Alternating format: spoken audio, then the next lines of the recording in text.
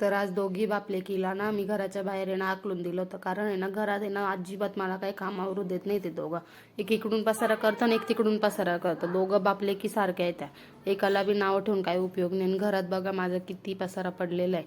सकाळी इतका पसारा होता घरात, मग तो सगळं आवरून आहे ना त्यांचा डब्बा वगैरे पॅक करून त्यांना म्हटलं आता तुम्ही जा तुमच्या कामाला, मला माझं माझं काम आवरू द्या. तर डुग्गू मॅडम आहे ना त्यांच्या मागं लागली होती. अजून त्यांना बाय पण करते आणि त्यांना म्हणते पण का मला घेऊन चला बाहेर फिरण्यासाठी.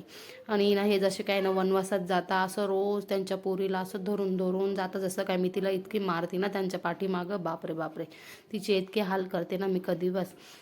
त्यानंतर मग पप्पा गेले त्यांच्या कामावरती आणि आम्ही चाललो आता आमच्या घरामध्ये.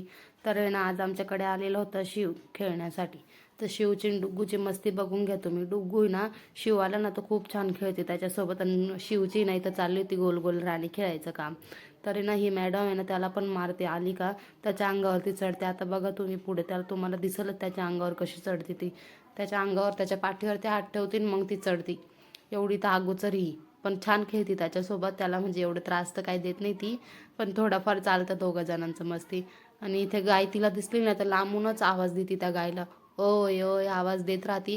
आणि जवळ आली ना तर त्या गायला हातसुद्धा लावत नाही लवकर. तिला एवढी भीती वाटते ना, हात नेती पुढं लावण्यासाठी ती, पण ती हातच लावत नाही, डायरेक्ट हात असा परत मागं करून घेते. त्यानंतर तिची तयारी वगैरे करून मग तिला आता झोपून देते. तिला खाऊ वगैरे घालून दिले मी तिला. आता आहे ना ती सकाळपासून उठलेली म्हणून तिला म्हटलं आता तू झोप. मग तिला म्हटलं चल बाय बाय कर. ठीक आहे डुग्गू बाय बाय कर.